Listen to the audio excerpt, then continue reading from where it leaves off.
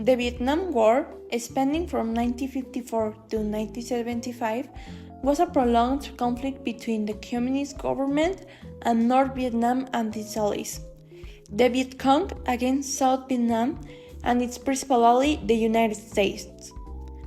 At its core, the war was a battle over unification of Vietnam under a communist regime versus a government aligned with the West. Today, with this video, we are going to explain more about our investigation of this topic.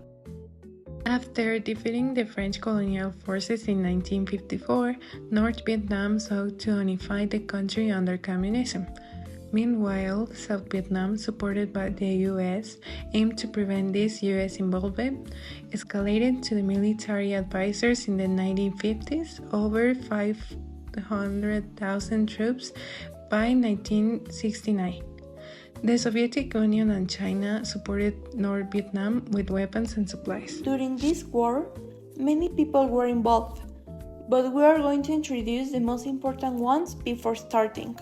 In the side of North Vietnam and Viet Cong, we have Ho Chi Minh, who was the president of North Vietnam and symbolized symbol of resistance, and Vo Nguyen Giap, who was the military strategist and represents architect of the Tet Offensive. In the side of South Vietnam, we have Nguyen Dinh Diem. He was the first president of South Vietnam and represents his policies led to unrest. And Nguyen Van Thieu, who was president during the later part of the war. And by last, we have the side of the United States. We have Lyndon B. Johnson, who was the president and represents escalated USA involvement. Also, Richard Nixon. He was also a president that implemented Vietnamization and negotiated peace. And finally, Henry Kissinger, who was the key negotiator of the Paris Peace Accords.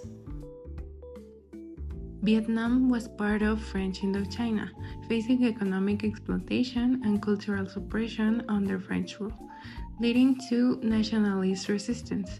The Viet Minh, led by Ho Chi Minh, fought Japanese and later French forces, leading to Vietnam's temporary division in the 1954. The US, fearing the spread of communism, basically a domino theory, so the US decided to support South Vietnam, where dissatisfaction with President Diem's rule led to the rise of the Viet Cong, supported by the North. Early US involvement, which was in the 1950s, the US provided basically military and financial support to South Vietnam. Gulf of Tonkin incident in 1964, alleged attacks on US destroyers led to the Gulf of Tonkin resolution, escalating the US involvement. Operation Rolling Thunder, which was 1965 to 1968, sustained bombing campaign against North Vietnam. Tet Offensive in 1968, which was a major coordinated attack by North Vietnamese forces, eroding US public support. My Lai Massacre in 1968, which was sadly mass killing of Vietnamese civilians by US troops, fueling anti-war sentiment and feeling towards it. Vietnamization and US withdrawal. This was from 1969 to 1973, which was Nhi Thon's strategy to withdraw the US troops, which ended at ending direct US involvement with the Paris Peace Accords as well. Fall of Saigon in 1975, which was North Vietnamese.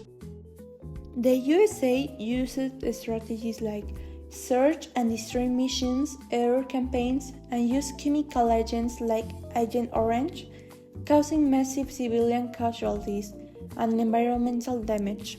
Viet Cong used tactics like guerrilla warfare, the Ho Chi Minh Trail for supplies, and tunnel systems, effectively countering USA technological advances. The war sparked massive anti-war protests and a credibility gap between the government and the public economic strain. Returning veterans faced physical and psychological challenges, and the war influenced U.S. foreign policy and military ethics.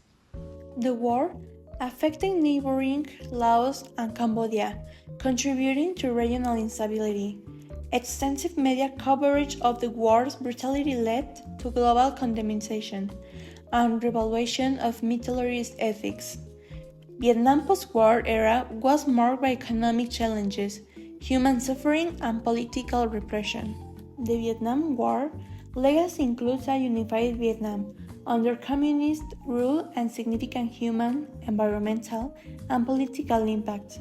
Understanding the war complexities highlights the importance of clear objectives, cultural understanding in foreign policy, and support for veterans.